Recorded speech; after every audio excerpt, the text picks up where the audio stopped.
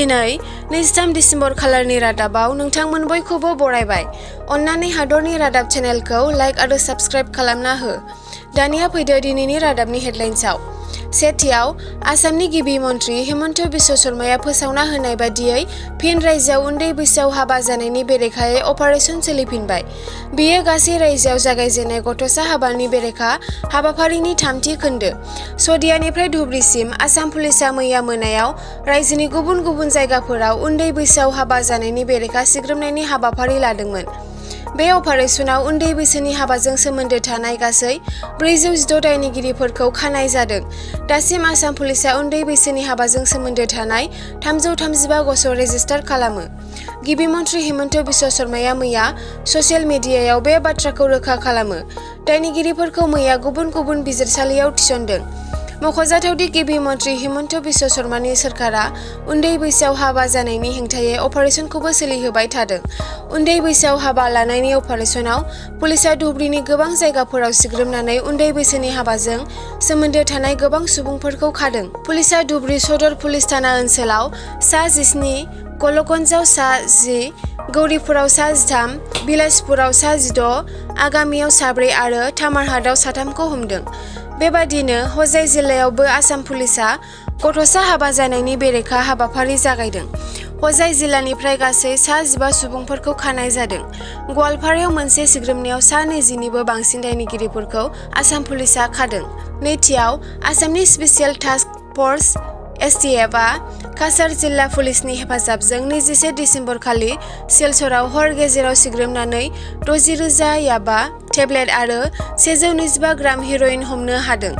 बेजों सोमोन्दोआव थानाय सासे सुबुंखौ हमनाय जादों। STFनि गाहाय डक्टर पार्थ सारथी महन्तनि दैदेननायाव मोनसे जथाय हान्जाया सिलकुरि र'डआव अपारेशनखौ खालामदोंमोन। हमजानाय सुबुंनि सिनायथिखौ काछार सनायनि थागिरि साहिल अहमेद लस्कर होनना मिथिनाय जादों। अजद होनाय बायदियै गंसे मटर साइकेलाव फेग्रा बेसादफोरखौ रोगागासिनो दंमोन। STFनि गाहाय महन्तआ बुंनाय बायदिब्ला जब्द खालामजानाय फेग्रा मुवाफोरनि हाथाइनि बेसेना 20 कौटिसो रां जागौमोन। बेफोर बेसादखौ रोगानायाव बाहायग्रा मटर साइकेलखौबो नायबिजिरनायनि बाहागो महरै हमनानै लानाय जादों। जागायनाय फारि आरो आयेन बेरेखा अपारेशनजों लोब्बा थानाय जाथावना लोगोफोरखौ मिथिनो थाखाय आरोबाव नायबिजिरनाया सोलिगासिनो दं। थामथियाव रबिबारनि फुङाव नगावनि कामाख्या रिजार्भ फरेस्टआव सासे कलियाबर साहा बागाननि मावदांसानि दानस'नाय खर' मोननाय जादों, जायनि जाहोनाव ओनसोलनि सुबुंफोरा गिनाय आरो रागा जोंखांदों। ओनसोलारिफोरा दाबि खालामदों दि बे सुबुङा मासे रयेल बेंगल मोसाजों अरथार जादों होनना, मानोना बे मोसाया कलियाबर साहा बागान आरो बेनि खाथि खालानि गामिफोराव गिदिंबाय थादोंमोन। फारसेथिं थैनाय सुबुंनि सिनायथिखौ बासुदेब कर्मकार होनना मिथिनाय जादों, नाथाय बिथांनि गोथै सह'खौ बोखांनो हानाय जायाखै आरो जुनारजों जाबाय होनना सन्देह खालामनाय जादों। कर्मकारा सनिबारनिफ्राय गोमानानै दंमोन, जेब्ला बिथाङा गुबुन सा9 सुबुंफोरजों लोगोसे रिजार्भ फरेस्टआव बन बुथुमनो थांदोंमोन। कलियाबरनि असि बलराम टेर'ना बुंदोंमोन दि सनिबाराव पुलिसनो गोमानायनि फोरमायथि होनाय जादोंमोन, नाथाय कर्मकारखौ नागिरना मोनाखै। हानजाया बन बुथुमनो थाखाय रिजार्भ फरेस्टआव हाबदोंमोन आरो जेब्ला गुबुन सा9 सोद्रोमाफोरा फैफिनदोंमोन, थैनाय सुबुंखौबो नागिरना मोनाखैमोन। रबिबारनि फुंबिलियाव नागिरग्रा हानजाया बिथांनि दानस'नाय खर' आरो माखासे बेगेंफोरखौ नुदोंमोन।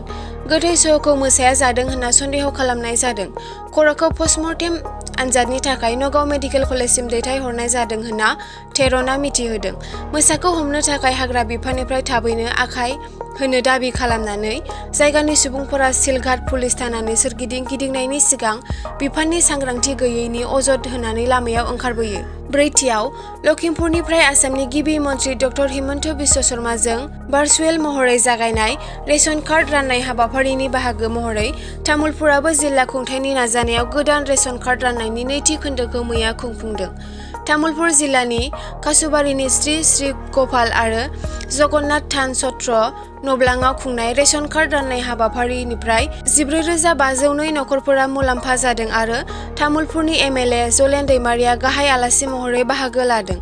बे हाबाफारियाव तामुलपुर जिल्ला कमिशनार पंकज चक्रवर्ती, लोगो कमिशनार लक्ष्मी दत्ता, उफ्रा कमिशनार हितेश बर', कविता फानस, बिटिआरनि MCLA हेमन्त कुमार राभा आरो गोबां मानगोनां सुबुंफोरा बाहागो लादोंमोन। बाथियाव मैहुर खालामग्राफोरनि बेरेखायै जुथायै अपारेशनाव तामुलपुर पुलिस आरो हाग्रा बिफाना तामुलपुर जिल्लानि भारत भुटान सिमायाव थानाय 1 नं दंगा गामियाव मैहुर खालामग्राफोरनि बेरेखायै जयै अपारेशन खालामो आरो गंनै आखाइजों बानायनाय सिलाइ जब्द खालामनो हायो।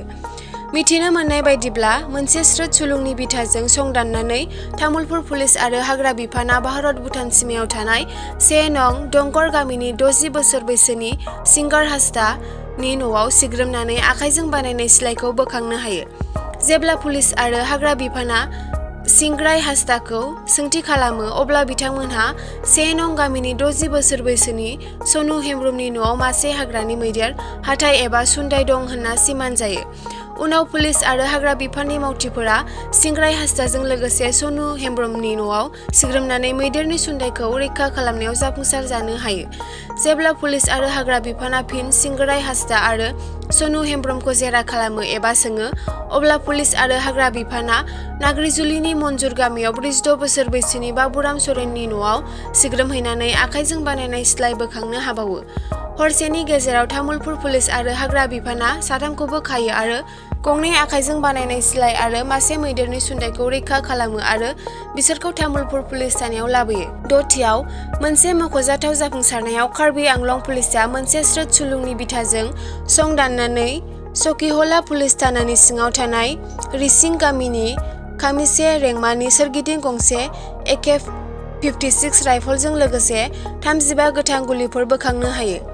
बरफथार पुलिस थानानि केस नं 42/24 आव सोलिबाय थानाय नायबिजिरनायनि बाहागो महरै बोखांनो हादोंमोन, जाय हाग्रानि जिब रैखाथि WLP आयेननि धारा 611/35 BNS आरो 511 लोगोसे आर्म्स एक्टनि सेक्सन 25(1)A नि सिङाव होनाय जादोंमोन। बेनि अनगायैबो सासे सिलाइ साइलेन्सारखौ जब्द खालामनाय जादों आरो अपारेशननि समाव 7 मैहुर खालामग्राफोरखौबो खानाय जादों। एसेनोसै दिनैनि हादरनि रादाबाव। अन्नानै हादरनि रादाब चेनेलखौ साबस्क्राइब आरो नटिफिकेशन बेलखौ अन खालामनानै ला हादरनि रादाबनिफ्राय नटिफिकेशनखौ मोननो थाखाय।